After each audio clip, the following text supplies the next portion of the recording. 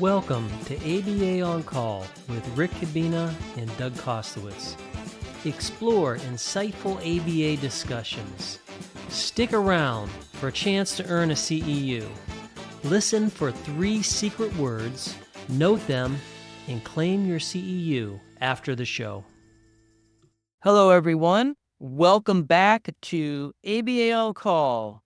Doug, welcome. Hey, it's a special time because it's the season finale. It's another year. It's another season. And I got to tell you, Doug, I couldn't think of a better way to spend my time than talking about ABA with you. Fabulous, because I think that's an awesome thing, and I agree with that. And let me also say to all of our wonderful listeners, thank you to those of you who put comments in. We see all the comments. We see your suggestions. And also, let me thank the people when I'm at conferences that come up to me and say nice things. That really is very touching to me. And thank you all. It's great. You know, Doug and I, we love ABA. We've been doing it for our whole lives. Well, our whole lives. We've been in ABA for our whole lives in the sense that those contingencies are always there, but we figured it out back in college. And like you all, this becomes something that you can't unsee it, and it's something that just becomes part of who you are. Behavior analysis, that is. Yep, very true. And again, let me express my thanks to everyone out there. And thank you for your comments. And we look forward to other comments and questions you have. Well, let's see what kind of comments we can generate from this particular episode. This is the season finale, and we thought we would talk about something that, speaking about or thinking about something that's always persistent, always front and center in our field is graphs. But we've talked about this a lot. Doug and I have done research on this. This is something that all of us are touched in one way or another. And if you can watch us on YouTube, you can see the graphs. If you're just listening to us, we're going to describe them to the best of our ability, but there is some visualization, but we're going to, even if you can't see them, the points that we make will resonate with you. And these would be things that you could pick up on and use in the future. Doug, why are graphs important? Well, geez, Liz, I was going to say something that sounds awesome. They're very important. That's what I was going to say. We talk through data. You all have gone through a verified course sequence or taken ABA classes, and guess what they're always saying? Take data, make decisions. You don't just make it on subjectiveness, you learn to make objective decisions. So yes, data monitors performance on a graph. We look at that graph, we make decisions to the best of our ability to help the clients we work with. Yeah, that's very succinct. And you can't argue with what you just said. We have many, all of our books, our method texts, our general texts, people talk about visual analysis, and they speak to this is how we understand the meaningfulness of what we've done. Now, that doesn't mean you can't apply statistics and look at this different ways, but that's not our main thing. This science has been built upon visually analyzing these displays of data, how they change across time. And from that, we have many different ways that we figured out to say, is that thing that you're doing right there, is it worth us looking at? And of course, there's all of this stuff around experimental design that we're not going to talk about, but that graph is front and center, and it's showcasing what we've done. And it's allowing us to communicate with one another. It's allowing us to show the world, hey, what do you think about this? Does it rise to the level of something that's meaningful for the client, the person we're working with, and something that you might want to do? Right. And I think we go one step further, and that is there are different kinds of graphs, right? There's a variety of graphs you can use. We tend to rely on one type of graph, and that is a line graph, a time series graph. So we're talking about behavior change over time. And that's sort of our major currency. We want to see how the client does today or this hour. How does that compare to the next hour, the next day? How does this week compare to next week? So we tend to communicate through using this one type of graph more often than any other types of graph, whether they're bar charts or dot charts or other types of things. We tend to communicate via behavior change over time, which is mostly demonstrated through the use of a time series graphic. Yeah, there's no argument. Pull open any journal, go to a conference and walk through when people are presenting data. You can see a line graph there. And you and I have written about this, and other people have, and this is something we're going to talk about shortly. But your emphasis on time series, that the data are in time, we've talked about how critically important that is. And in our field, if we want to share our results, if it's not anchored in time, then there's going to be problems. And those graphs that we have to be in time, and that's something that we'll talk a lot about. So time series, right on the money. Yep. And I think in addition to it being in time, there are aspects to the construction of a graph that can help with conveying meaning. Because as we know, if you construct things a certain way, you can send a variety of messages.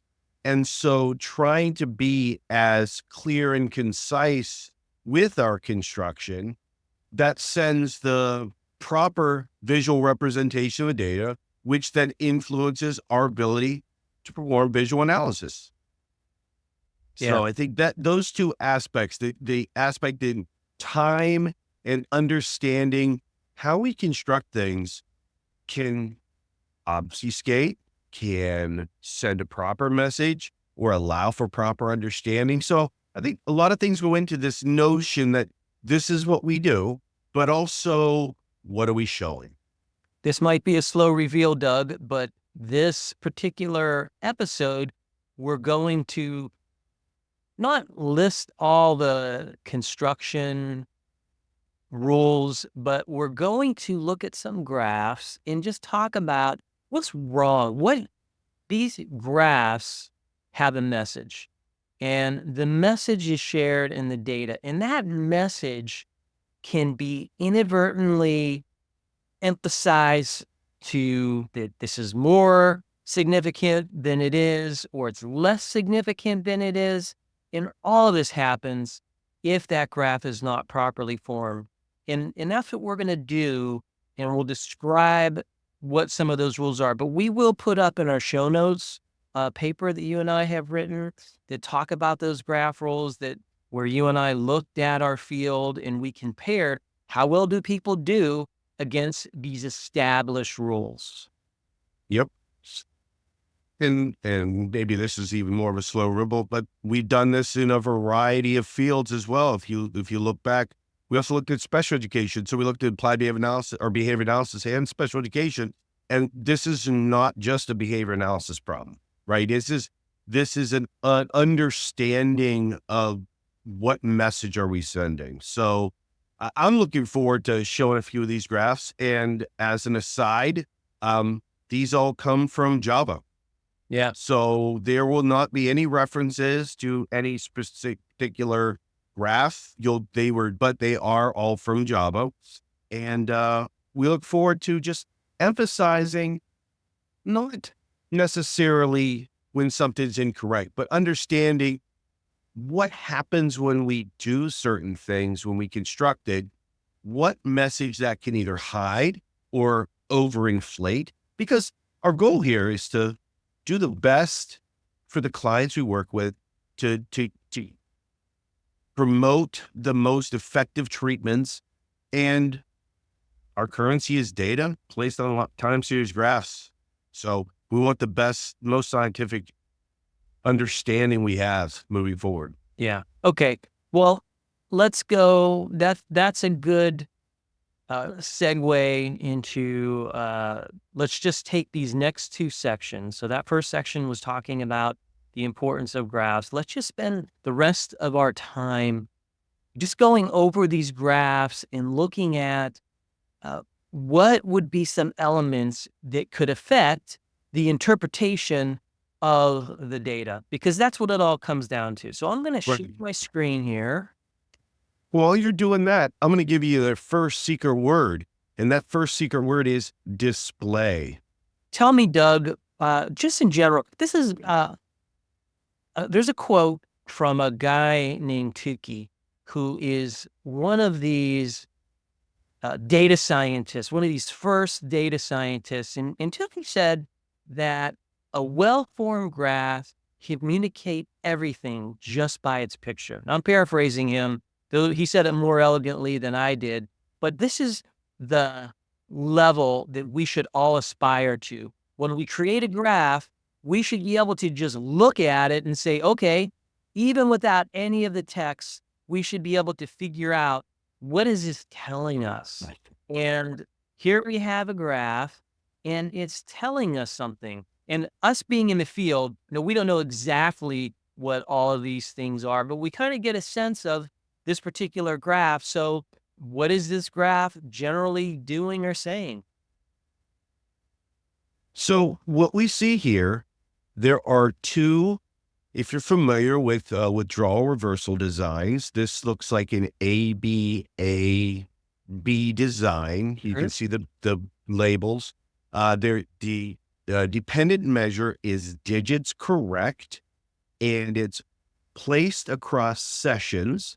There's two individual students or clients, and it looks like if you were going to eyeball it, that under the experimental conditions, the students had more digits correct, meaning that when they returned to baseline, they didn't have as many, and maintenance, it kind of fell off towards the end. I mean, that's basically what I'm seeing. Yeah. And neither of us, not having the text around here, you were able to determine that it's digits correct because on the vertical axis, it says digits correct. And there is a label there, and it's a count of how many digits correct this person is. So there's Frank and Pete. We know that, those probably aren't their real names, but these are two people that are receiving this intervention, and it is going across time. Doug, what's the time unit here? So that's number one. So we're basing this on sessions. We have no idea if sessions occurred more than once, how long the session was. Was there any breaks in this data? So sessions is not a unit of time. And this is not something that is going to surprise you if you open up many journals. Tend to default to using sessions. And again, sessions is not a unit of time. I use this example when I talk about this to my students. I said, what if I told you this treatment for this disease is 3 treatments? First question should be, well, how long, right? How long are these treatments? How often do they occur? What if I told you these 3 treatments were during a week? These 3 treatments were across 2 years. Time is absent when I say things like treatments or sessions. So that's the first thing that I would like to see that would be able to convey more information. Okay. We had 7 graphs to go over. We're not going to talk about every single thing that could be wrong with these graphs, but maybe just the main, the gist of issues. And that is the big one. And I have to tell you, I get so frustrated when I talk about this because, like you said, if we don't share with one another how this laid out and how this moved through time, we just had no idea. So this one right away, because it's sessions, and it's probably not the only one that we're going to see that has sessions, because it's a popular way of labeling the horizontal axis. A lot of people use that, but that's a big one here. So we have no idea. There's a lot of data points in here. If you counted, just a quick estimate, how many data points you think are there? 40, 50? It looks like one has over 80 and one has 60. Yeah. Yeah, and I guess you're right. We could just look at the session number. I didn't know if these were all contiguous, but it does look like there's a data point for every. So you could just look at the bottom and see exactly how many there are. Okay, let's go to the next one. Sure. And here we have another graph. And this one, the label, there's 3 of them, 3 graphs, 3 tiers, and it says problem behavior per minute. One thing I will say that I like about this graph is looking at a per minute count up there on the vertical axis. That is nice. But right away, we have a problem here. And the problem on this graph is they are scaled, the vertical axis, to different terminal values. The first one goes from 0 to 1.6. The second one goes from 0 to 10. And the very top one goes from 0 to 6. And Doug, I think, not to toot our own horns, but you and I were one of the first ones in our articles to talk about what an incredible problem this is. And we even gave it a name, and I can't remember what name we gave it, but this creates all kinds of interpretation problems.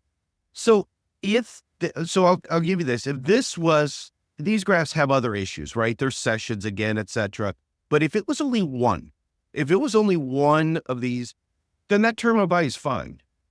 What happens is these graphs are placed in a way that they're to imply some comparisons. There are some similarities with regards to the interventions.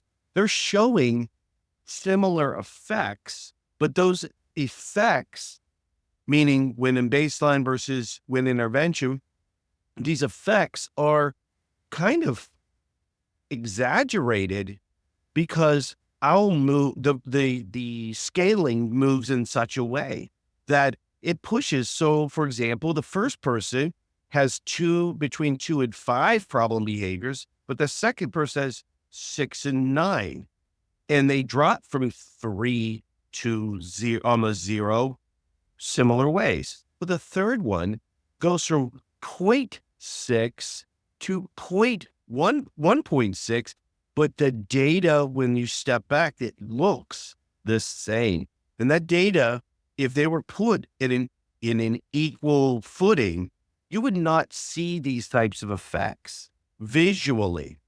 So that's the major issue, that it's like it's a misrepresentation visually. Yeah.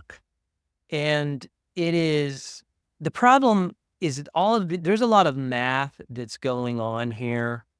And when we look at these graphs, we're assuming parity. We assume that everything is equal, and visually, when we see this amount of space, when we see this big change in space, that's supposed to tell us something like, oh, wow, this is a big deal. But if we took that bottom graph that goes from 0 to 1.6 and we put it on the same scale of 0 to 6, visually it would show no difference. So in essence, what these folks are doing is they're exaggerating the changes here, because they're just stretching out the axes. They're making it seem like something really big happened here. But if they engaged in true parity and had everything scaled, well, it'd have to be 0 to 10, since that middle one goes from 0 to 10. All 3 of these would be scaled to there, and their data just wouldn't look good enough.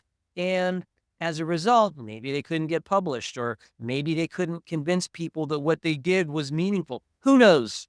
But the problem is everybody does this, and it is a problem.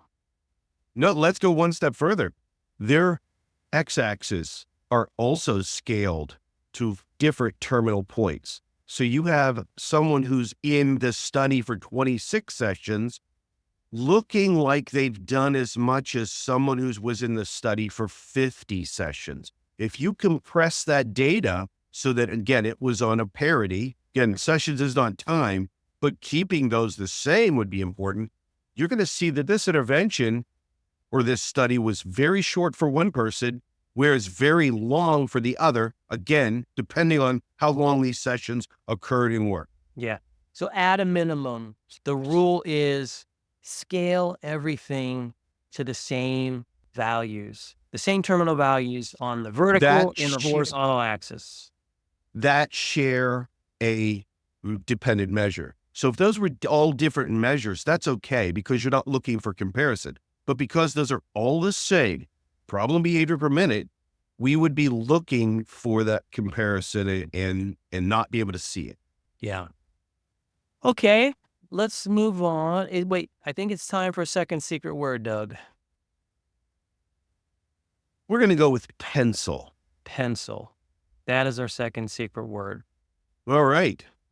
Here we have another graph. Tell us about this one. So this one actually does have time along the x-axis, not sessions. Okay. It's a series of cumulative seconds of caregiving. It's a series of those. Now, they are probably the weakest part of this is that, again, it's not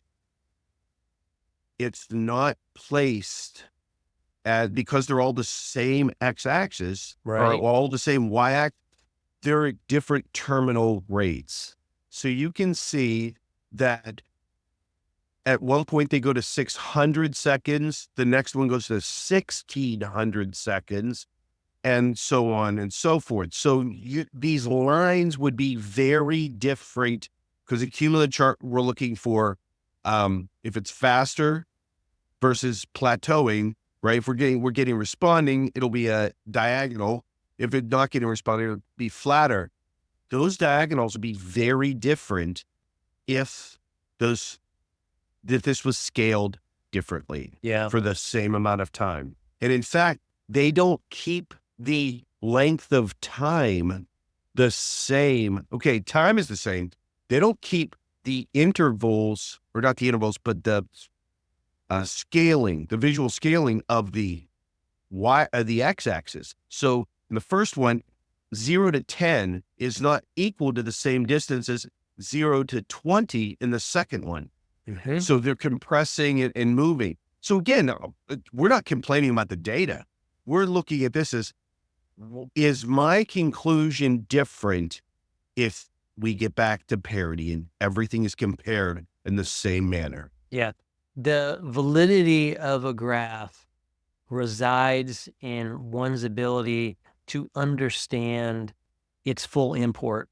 And all of those things are muddied, obfuscated once you start engaging in these construction violations. And the more you have of them, the more difficult it is. If I drew this line, and I'm just going to put it on 20, and the very top graph, there's a scaling. And when you put it on 20, if you look to the graph below it, 20 intersects with 50 on that scale on the horizontal axis. If you go to the next one, it's kind of close. And if you go to the very first one at the bottom, it's probably around 28. So what you see is, again, with this cumulative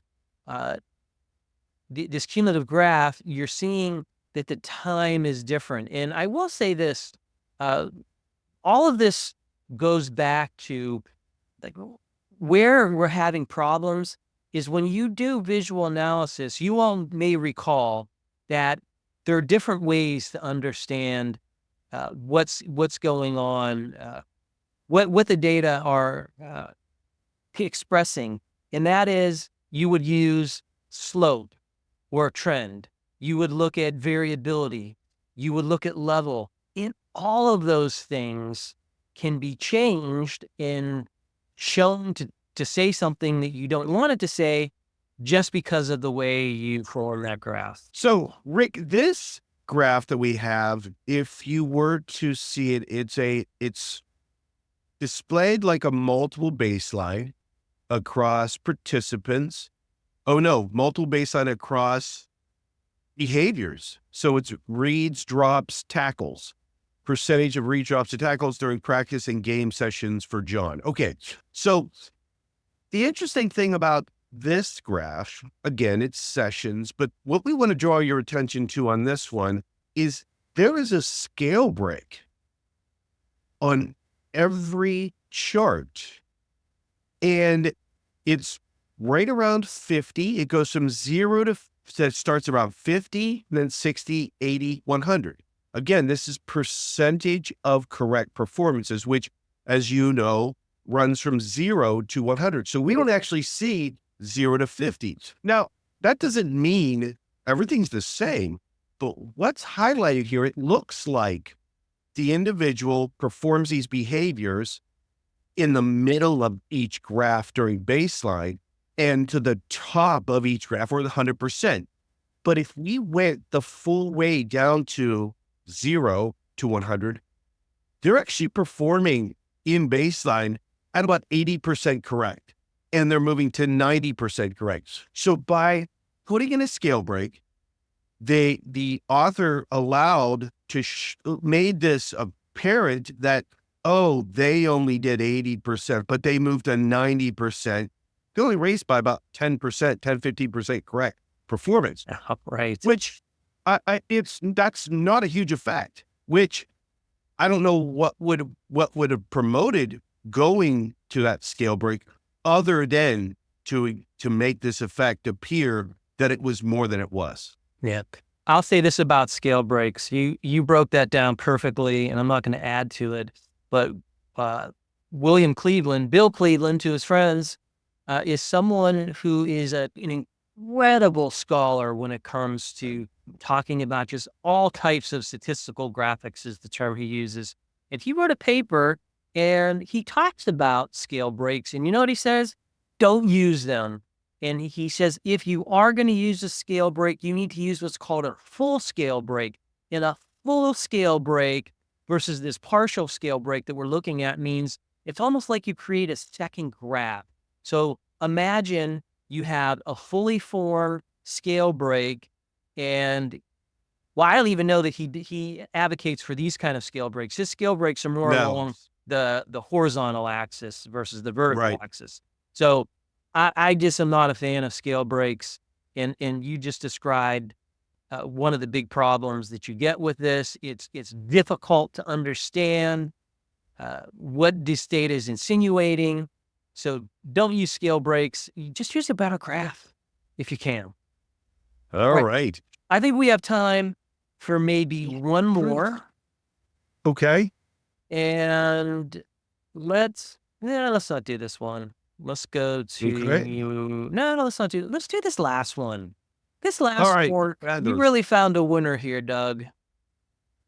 Yep. So this looks like a multiple baseline across participants.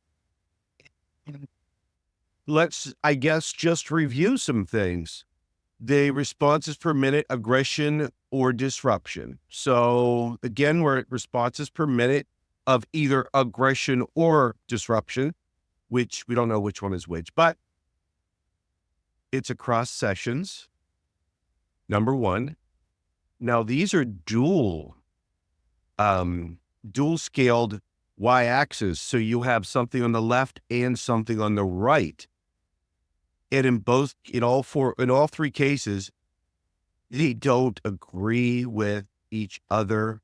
There's 0 to 10, 0 to 18, 0 to 14 on the left, 0 to 14, 0 to 30, 0 to 30 on the right.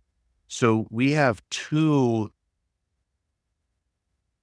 data paths that are different scaled, that are different, and they're all technically the same graph because they are a multiple baseline. This is very challenging to understand. It doesn't mean you can't understand it, but it takes a while to decipher what's going on here. And even once you do that, because you have different scaling axes in their sessions, and there's just a ton of data thrown together, it's it's difficult to figure out. Here's another thing that we didn't talk about that this illustrates, and that is when you have values, whenever you use data or whenever you use what are called equal interval graphs or add subtract graphs, which means both of the axes have scale by addition and subtraction, addition going up, subtraction going down. The higher the values are, they suppress the picture of the lower values, because the change from 20 to 30, that absolute value is going to look way bigger than a change from 1 to 3. But when you go from 1 to 3, that's pretty significant, and that's even more significant in a multiply divide sense than going from 20 to 25. And that's what's going on here with this graph. Yeah.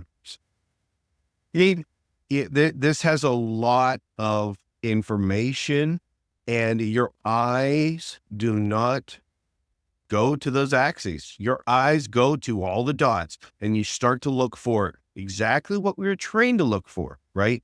We're trained to look for level. We're trained to look for trend. We're trained to look for variability. How often are we trained to actually critique the axes? How often are we trained to look at, we didn't even talk about an XY ratio of proper banking within graphs. We don't look for that. We assume that the data on graphs, that they are fine, and we're going to just interpret. And, that's something that we can't assume that. And I mean, I went through Java. It only took me about 10 minutes to find these. Yeah. So, and that's not to say it's bad data. Yeah. I'm not arguing the study. Right. I'm not arguing.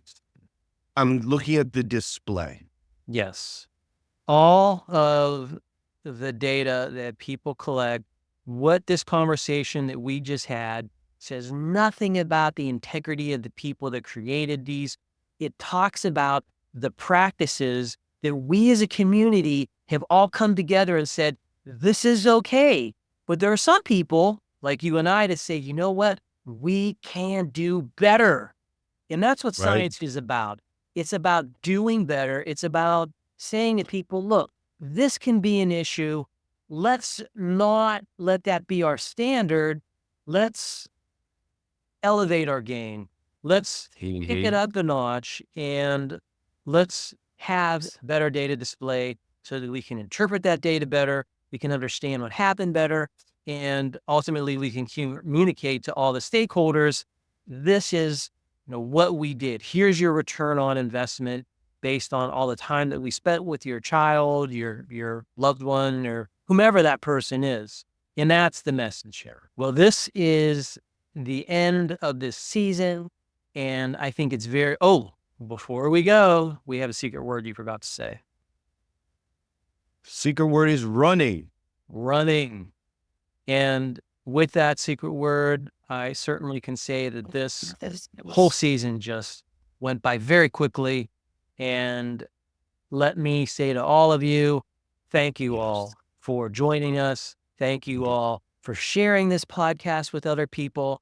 And Doug and I both hope that your year was fabulous, and we look forward to spending another year with you in 2025. So thank you all, and we'll see you all next year with our next episode of ABA On Call. Thanks for watching this episode of ABA On Call. To get your CEU, follow the link and instructions below the video. You can enjoy the program again there, or you can go straight to the attendance verification quiz. Just enter the secret words and pay the CEU fee to generate your certificate.